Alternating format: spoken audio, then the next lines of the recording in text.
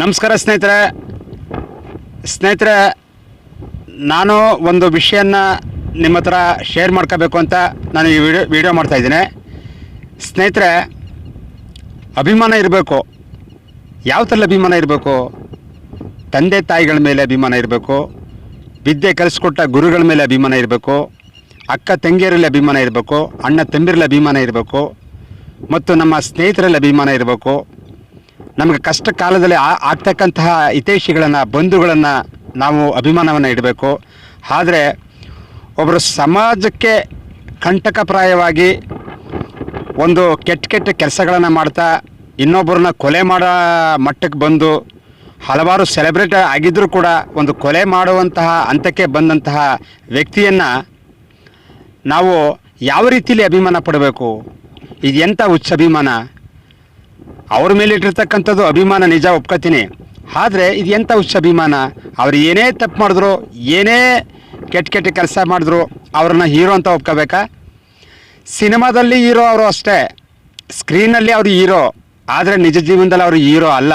ನಾವು ಕಷ್ಟಪಟ್ಟು ಥಿಯೇಟ್ರಿಗೆ ಹೋಗಿ ಟಿಕೆಟ್ ತಗೋತೀವಿ, ದುಡ್ಡು ಕೊಟ್ಬಿಟ್ಟು ಟಿಕೆಟ್ ತಗೋತೀವಿ 3 ಗಂಟೆ ಫಿಲಮ್ ನೋಡೋದಕ್ಕೆ. ಕೊಟ್ಟು ನಾವು ಟಿಕೆಟ್ ತಗೊಂಡು ನಮ್ಮ ಹಣದಲ್ಲಿ ಸ್ವಂತ ದುಡಿದ್ಬಿಟ್ಟು ಹಣದಲ್ಲಿ ತಗೊಂಡು ನಾವು 3 ಗಂಟೆ ಫಿಲಮ್ ನೋಡ್ತೀವಿ. ಏನೋ ಒಂದು ಎಂಟರ್ಟೈನ್ಮೆಂಟ್, ಒಂದು ಮನೋರಂಜನೆಗೋಸ್ಕರ ನಾವು ನೋಡ್ತೀವಿ. ಆದರೆ ಆ ಸ್ಕ್ರೀನಲ್ಲಿ ಮಾತ್ರ ಅವರು ಹೀರೋ, ನಿಜ ಜೀವನದಲ್ಲಿ ಅವ್ರು ಹೀರೋ ಅಲ್ಲ.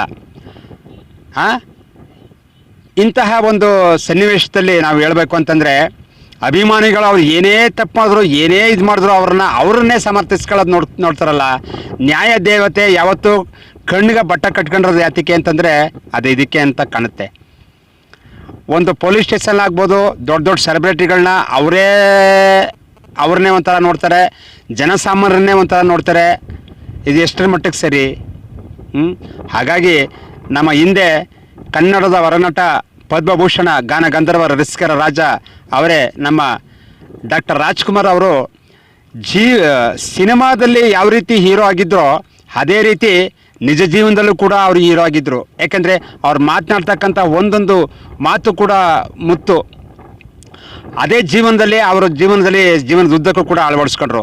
ಹಾಗೆ ಅಭಿನಯ ಭಾರ್ಗವ ಸಾಹಸಸಿಂಹ ವಿಷ್ಣುವರ್ಧನ್ ಅವರು ಕೂಡ ತಮ್ಮ ಸ್ಕ್ರೀನ್ನಲ್ಲಿ ಯಾವ ರೀತಿ ಹೀರೋ ಆಗಿದ್ರೋ ಅದೇ ರೀತಿ ನಿಜ ಜೀವನದಲ್ಲೂ ಕೂಡ ಆಧ್ಯಾತ್ಮಿಕವಾಗಿ ಅವರು ಒಂದು ಸಂತರಾಗ್ಬಿಟ್ರು.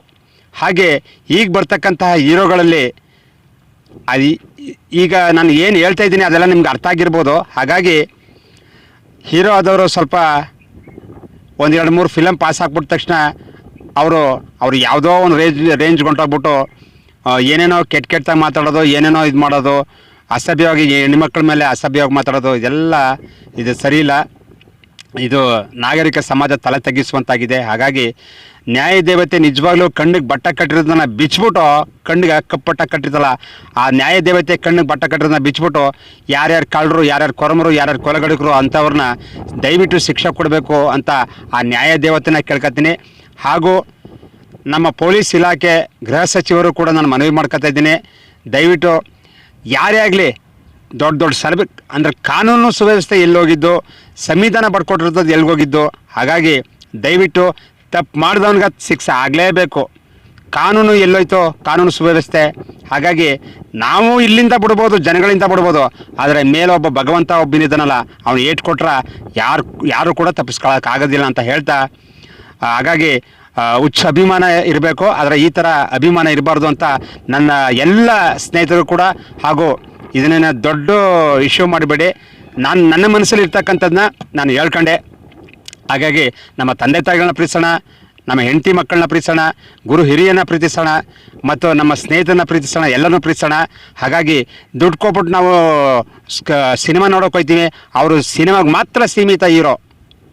ನಮ್ಮ ಜೀವನದಲ್ಲಿ, ಅವರ ನಿಜ ಜೀವನದಲ್ಲಿ ಅವರು ಕಳ್ಳರೋ ಕೊರಮರೋ ಏನಾಗಲಿ, ಅದು ಇಷ್ಟರ ಮಟ್ಟಿಗೆ ಒಬ್ಬ ಫಾಲೋ ಮಾಡ್ತಾರೆ ಒಬ್ಬ ಸೆಲೆಬ್ರಿಟಿನ ಅಂದರೆ ನಾವು ಯಾವ ರೀತಿ ಜೀವನದಲ್ಲಿ ಚೆನ್ನಾಗಿರಬೇಕು ಅದನ್ನು ನಾವು ಸ್ವಲ್ಪ ಮನ್ಕಾಣ್ಬೇಕಾಗತ್ತೆ. ಹಾಗಾಗಿ ಎಲ್ಲರೂ ಕೂಡ ಏನೋ ಪಾಪ ಅವರು ತಪ್ಪಾಗಿದೆ, ಅದೇನೋ 30 ಲಕ್ಷಕ್ಕೆ ಡೀಲ್ ಆಗಿದ್ದಂತೆ, ಅದೇನೋ ಇದು ಒಬ್ಬ ವ್ಯಕ್ತಿನ ಸಾಯಿಸೋದು ಅಂದರೆ ಭಾಳ ಸುಲಭದ ಕೆಲಸ ಅಂತ ತಿಳ್ಕೊಂಡಿದ್ದಾರೆ.